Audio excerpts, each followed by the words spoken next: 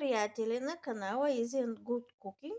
Днес реших да направя малко по-различно видео, а именно какво си купих от турския магазин за скромната сума от 17 лева.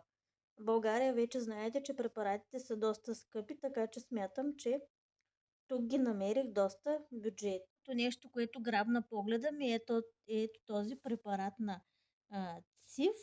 ЦИВ е добре известна марка на българските потребители.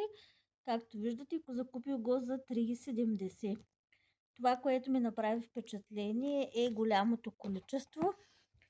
Показвам ето за 750 мл.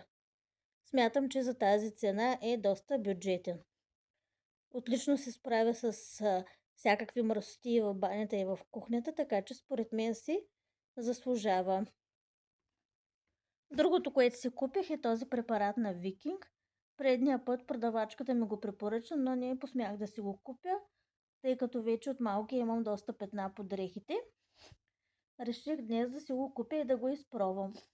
Мога да направя видео следващия път, какво точно се опитах да изчистя и дали препарата се е справил.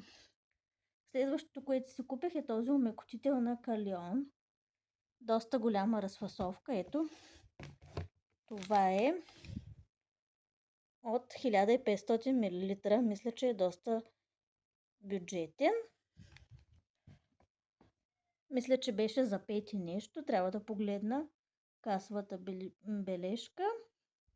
Както знаете, Калион е турския кукулино. Мирише страхотно, ароматизира цялата баня.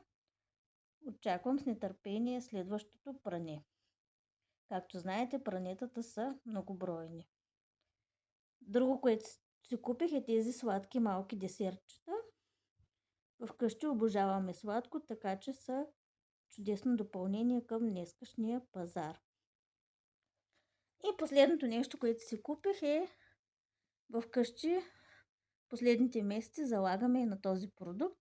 Това е арпа фиде. Отлично се връзва с пилешко месо и доста видове сосове.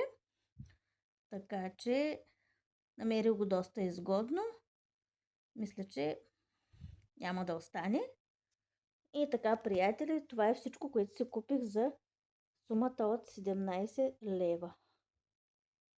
Да, така е. Цените в турските магазини също поскъпнаха, но в сравнение с българския пазар смятам, че все още може да се намерят доста изгодни продукти. Бих казала, че на българския пазар щях да дам може би около 20-30 лева за всичко това.